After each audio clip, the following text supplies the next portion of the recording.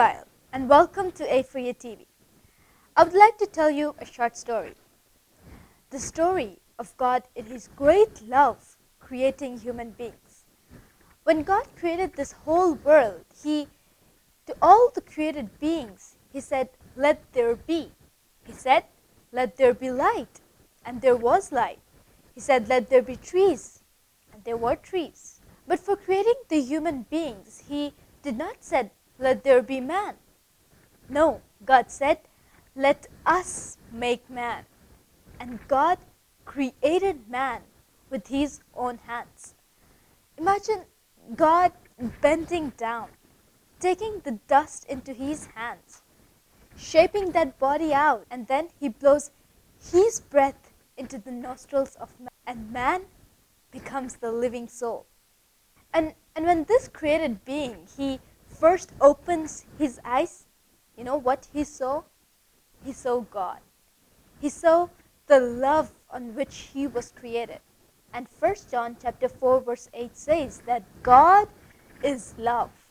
In other words, love created man.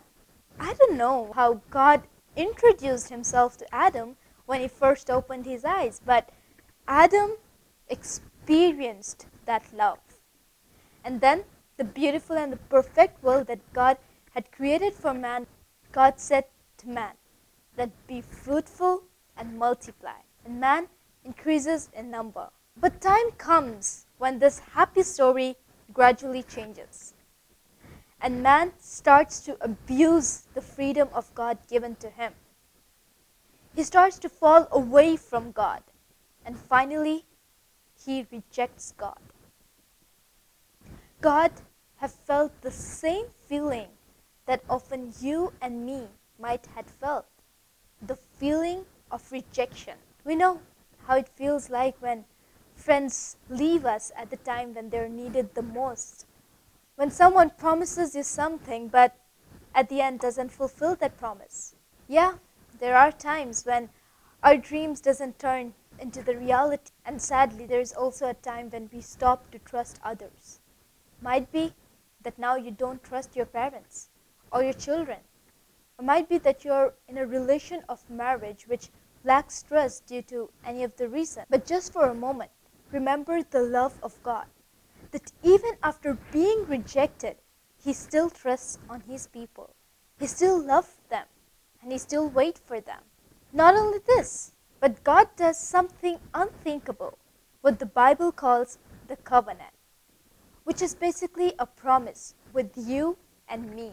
And I would like to share one of His promise from Deuteronomy chapter 31 and verse 6.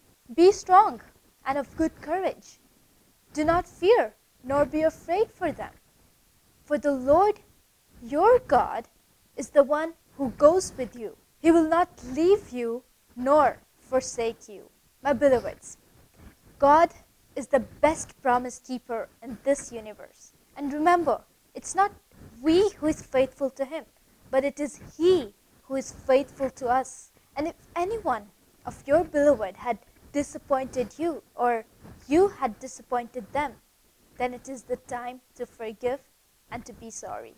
And to love them just as Christ hath loved us, even if we have rejected Him and disappointed Him. It is the time to be united in one spirit before the Lord. So stay blessed and never forget that God is with you.